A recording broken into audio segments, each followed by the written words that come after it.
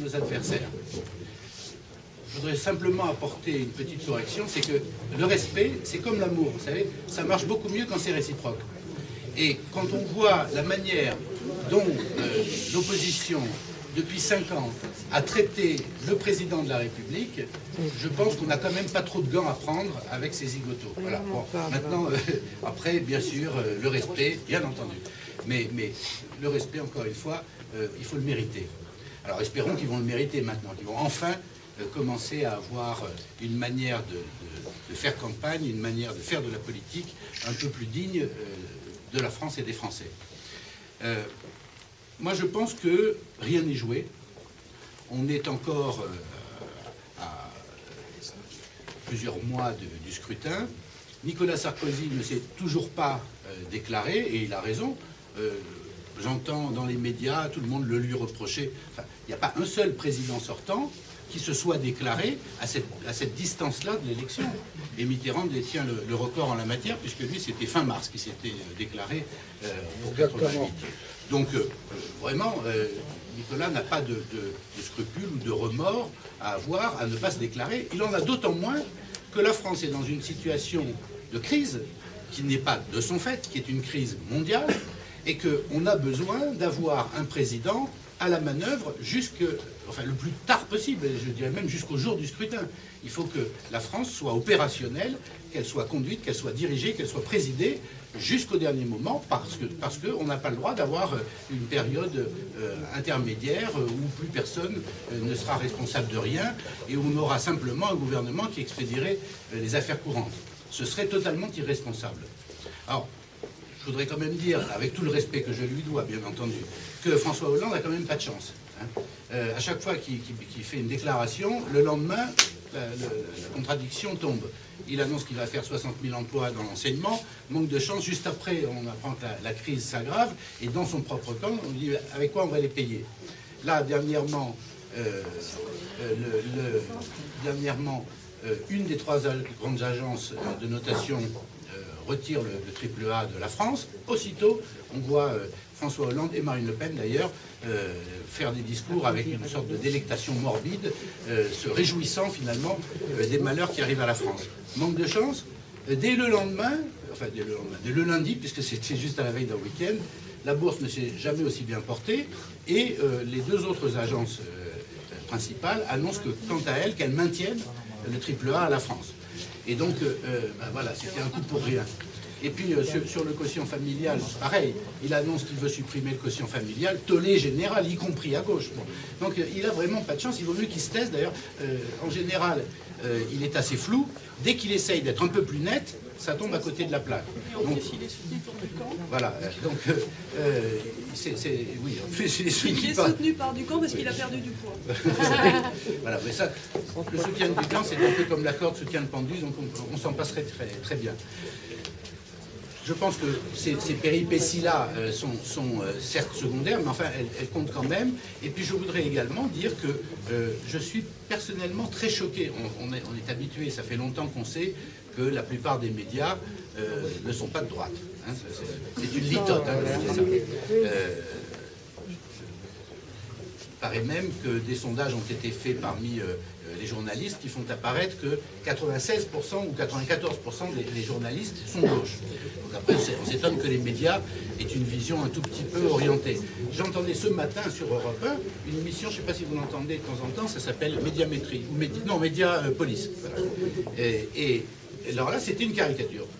Il n'y avait pas un seul des intervenants qui soutenait le gouvernement. C'était que des intervenants d'opposition de gauche.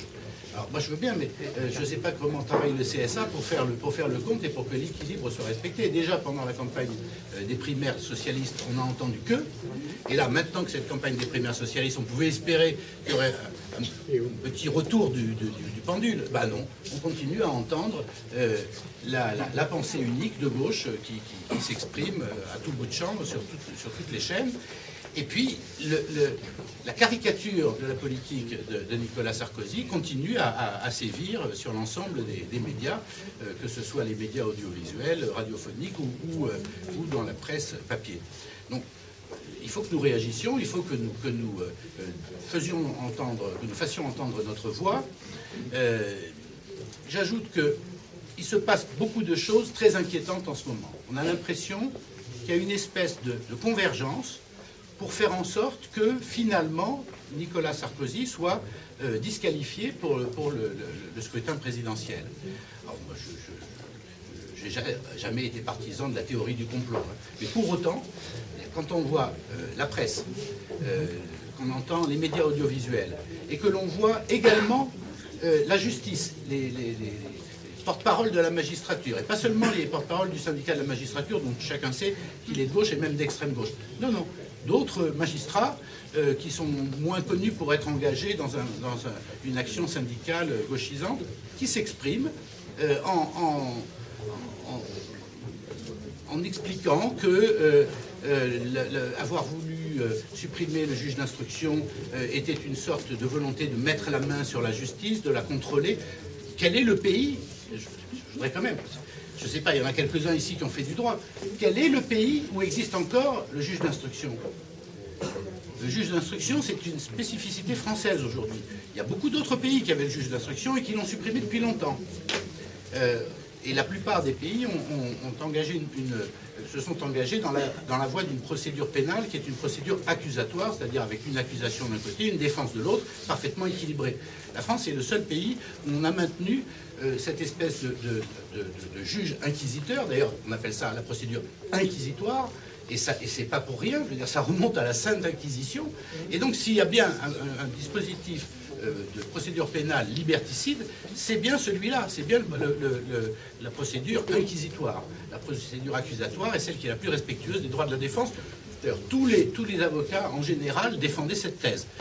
Jusqu'au moment où Nicolas Sarkozy a dit qu'il fallait supprimer le juge d'instruction, alors d'un seul coup, les pires opposants au système du juge d'instruction sont devenus les plus fervents partisans de son soutien et de son maintien.